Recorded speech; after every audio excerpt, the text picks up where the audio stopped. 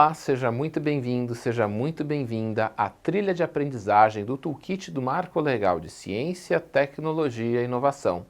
Nesse vídeo, nós vamos falar um pouco sobre ambientes promotores de inovação. Já ouviu falar da ideia de que inovação tem CEP? Ou seja, a lógica de que colocar no mesmo espaço instituições ligadas à academia, ao governo e ao setor produtivo é um arranjo bastante virtuoso para produzir resultados interessantes no que diz respeito à inovação? Essa lógica é a base do conceito de ambiente promotor de inovação. Pensar em espaços que permitam essa interação intensa e bastante incentivada entre atores do que a gente chama de tripla hélice: o governo, a academia e o setor produtivo. E, como são muitos os arranjos possíveis, são vários os tipos diferentes de ambientes promotores de inovação que nós poderíamos ter e eventualmente conceber, e temos exemplos vários aqui no nosso país, no Brasil, de parques tecnológicos, incubadoras de empresas, hubs e outros arranjos possíveis de ambientes promotores de inovação que formam esses ecossistemas de base territorial e que acabam servindo para nós como exemplos para esses ambientes. No nosso modelo específico aqui do Toolkit, nós escolhemos um modelo específico, um arranjo específico, como um exemplo que pode ser trazido para outras instituições de ciência, tecnologia e inovação, as nossas ICTs, poderem fazer uso de um modelo específico previsto no artigo 4º da Lei de Inovação. Antes de falar dele, eu também quero falar um pouquinho e lembrá-los do artigo 3º-B da mesma lei, que autoriza, por exemplo, que o Estado, a União, o Distrito Federal e os municípios possam ceder o uso de bens imóveis, por exemplo, para a instalação de ambientes promotores de inovação. Nesse caso, a cessão de uso, por exemplo, para a instalação de um parque tecnológico, é feita do imóvel sem que haja necessidade ou tem que haja ali a presença de alguma ICT pública, alguma instituição de ciência e tecnologia. A ideia ali diz respeito à cessão da área, cessão do uso do imóvel para a futura instalação ali de um ambiente onde essa interação possa acontecer. No caso do artigo 4º da mesma Lei de Inovação, nós temos aqui um arranjo um pouquinho diferente. Nós estamos sempre partindo do pressuposto da existência de uma ICT pública.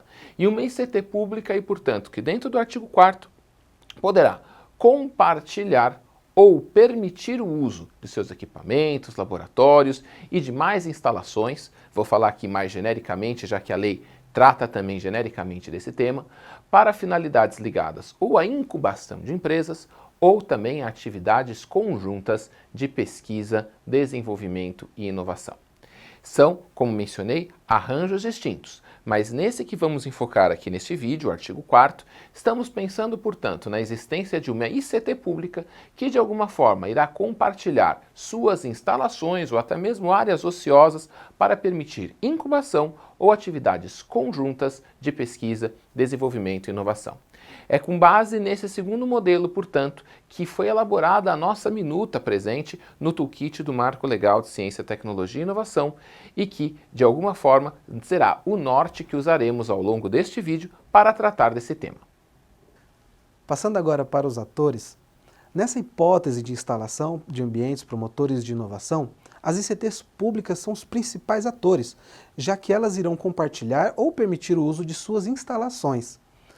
A Lei de Inovação prevê que as instalações podem ser compartilhadas com ICTs públicas ou privadas e com empresas para a realização de atividades de incubação. No caso da permissão, as instalações podem ser utilizadas por outras ICTs, também públicas ou privadas, por empresas e também por pessoas físicas, como pesquisadores ou startups que ainda não foram formalizadas como empresas. É fundamental que o compartilhamento ou a permissão de uso das instalações não prejudique as atividades fins da ICT, já que ela continuará ocupando o mesmo espaço. Para isso, são necessárias regras de convivência e diretrizes claras para o uso dos equipamentos. Essa relação jurídica pode variar de algo simples, como uma autorização de uso ou uma permissão de uso do bem público, até algo mais complexo, por meio de um contrato autônomo. É importante lembrar que a lei permite a interveniência de fundações de apoio para captação, gestão e aplicação das receitas obtidas pela ICT pública. Importante mencionar que essas receitas devem ser aplicadas exclusivamente em objetivos institucionais de pesquisa, desenvolvimento e inovação, incluindo a carteira de projetos institucionais e a gestão de políticas de inovação da ICT. Vamos falar agora um pouco mais sobre o procedimento previsto no artigo 4º da Lei de Inovação para a permissão ou compartilhamento de instalações, equipamentos e demais instalações das ICTs públicas. Primeiro de tudo, vale lembrar que o artigo 4º é uma hipótese de dispensa de licitação, que está reconhecida lá na nossa nova Lei de Licitações, no artigo 75, inciso 5º. Isso significa que a realização de um procedimento competitivo previamente ao uso do artigo 4º da Lei de Inovação é, por sua própria natureza, dispensável e, por conta disso, opcional, facultativo.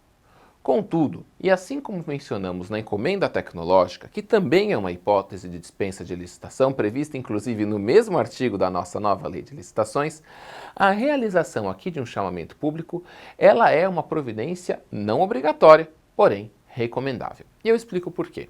O artigo 4º, no parágrafo único, menciona que todos os atos ali relacionados ao inciso 1º e inciso 2º, o compartilhamento e a permissão dessas instalações devem obedecer a critérios e prioridades definidos na política de inovação da ICT pública.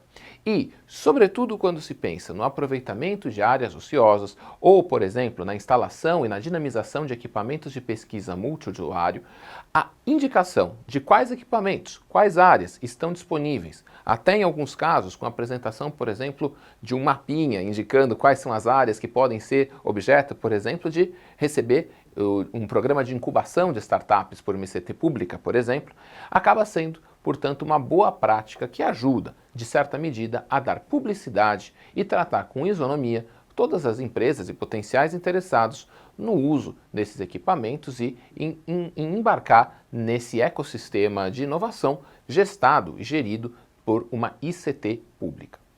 Vale lembrar que a Lei de Inovação sempre torna obrigatória uma contrapartida, que pode ser econômica ou também financeira. A contrapartida é obrigatória, mas nem sempre ela vai precisar ser transcrita, de alguma forma descrita em termos pecuniários. A contrapartida econômica, ela também é admitida. E nós temos já alguns indicadores ou, de alguma forma, alguma pista de como esse dispositivo tem sido aplicado no Brasil a partir de casos concretos. Vou citar aqui, por exemplo, um exemplo que nós temos do estado de São Paulo, o programa IPT Open Experience, um programa que também, de alguma forma, buscando dinamizar as próprias áreas ociosas dentro do Instituto de Pesquisas Tecnológicas, tentou trazer centros de inovação de empresas e outras atividades conjuntas de pesquisa, desenvolvimento e inovação para essas áreas. Para isso, o programa foi estruturado com base em um chamamento público, que colocou num anexo as áreas que poderiam receber esses centros de inovação, áreas relacionadas à incubação e outras atividades conjuntas. A contrapartida econômica e financeira, nesse caso, foi baseada no valor do metro quadrado da região, de alguma forma trazendo recursos para a instituição e se colocando, assim como mencionamos na prestação de serviços técnicos especializados, no grupo daqueles ajustes que juridicamente já foram chamados de ajustes benéficos, ou seja, ajustes pelos quais o Estado não gasta, mas recebe recursos. E essa escolha, que sobretudo é uma escolha que vai contar com uma grande participação do núcleo de inovação tecnológica da instituição, de novo, a importância do papel do NIT de uma ICT pública, mostra aqui que essa escolha também não precisa, assim como em outros instrumentos da nossa legislação de inovação, ser orientada exclusivamente com base em preço. Pelo contrário, a manifestação do NIT, que justifica, escolhe e embasa a escolha e, portanto, de qual entidade pode eventualmente ocupar qual espaço, ou quais são os critérios e eventuais regras que vão nortear o uso de equipamentos, é, de novo, um aspecto bastante importante para ser trazido aqui para o contexto do edital e também estabelecido, de alguma forma um pouco mais ampla, mais genérica, com diretrizes básicas, na política de inovação de cada instituição científica, tecnológica e de inovação. Para terminar, vale a pena aqui lembrar que essa modelagem jurídica do artigo 4º exige e pode, de alguma forma, abranger vários tipos de relação jurídica, desde aquelas de trato mais longo, de trato mais definitivo, como, por exemplo, a instalação de um centro de inovação de uma empresa ou a incubação de uma startup dentro da estrutura de uma ICT pública, ou seja, uma relação que se protrai aí no tempo, até, de alguma forma, usos mais pontuais, episódicos de equipamentos e estrutura de pesquisa, sobretudo, que aí, portanto, assim como são bastante diferentes esses usos, também poderão ter juridicamente estruturas e usos diferentes. Vale lembrar que outros órgãos de advocacia pública, como é o caso da Advocacia Geral da União, possuem minutas, por exemplo, para autorizar a permissão ou a autorização de uso de equipamentos específicos, sobretudo destinados a esses usos mais pontuais e episódicos que mencionei. Em todo caso, seja um uso mais episódico ou de trato mais longo, de trato sucessivo, a importância de seguir os critérios previstos na política de inovação da ICT é uma constante. E a aplicação, portanto, dessa dispensa de licitação não pode jamais perder de vista esse ponto importante que mencionávamos. Não deixar que a atividade fim da ICT, que a atividade finalística que a instituição de ciência, tecnologia e inovação se dedica cotidianamente, seja relegada para o segundo plano. Esse é um ponto importante previsto pela Lei de Inovação, assim ao lado como a contrapartida. E é um ponto que essa própria legislação trouxe como um ponto de evidência, é também um aspecto que devemos ter especial atenção na hora de preparar e conduzir os aspectos relacionados a esse procedimento. No toolkit do Marco Legal de Ciência, Tecnologia e Inovação, incluímos uma minuta que foi elaborada especificamente para um caso concreto de incubação de startups no Instituto de Tecnologia de Alimentos, o ITAL. Essa minuta foi adaptada pela Procuradoria-Geral do Estado para permitir o seu uso em casos análogos. Trazemos, portanto, a minuta de edital de chamamento público para instalação de ambientes promotores de inovação. A minuta ela não é algo estanque, ela pode ser totalmente customizada. Os pontos destacados em amarelo são os que permitem maior customização. Indicamos também trechos em roxo que correspondem àquelas hipóteses em que há intervenção de fundações de apoio. Caso não seja necessária a intervenção, pode ser facilmente removido esses trechos. Incluímos também, grifamos, os pontos em verde que servem para o caso específico aqui do estado de São Paulo. A redação pode ser adaptada para corresponder às normas locais. Por fim, indicamos também alguns exemplos de aplicação e algumas observações para o preenchimento e recomendações de boas práticas. Pessoal, os ambientes promotores de inovação são espaços que articulam empresas, entes públicos dos diferentes níveis do governo, ICTs, agências de fomento ou organizações da sociedade civil em atividades voltadas à inovação e ao empreendedorismo. São exemplos de parques tecnológicos, centros de inovação, hubs, incubadoras de empresas, entre outros. Há muitas formas diferentes de criar esses ambientes.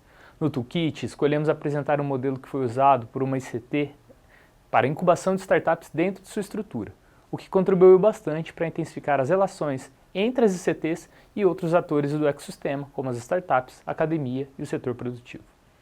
Esse caso, estruturado com base no artigo 4º da Lei de Inovação, é caracterizado por ser uma dispensa de licitação, onde a realização de um chamamento público é recomendado, embora não seja sempre obrigatório.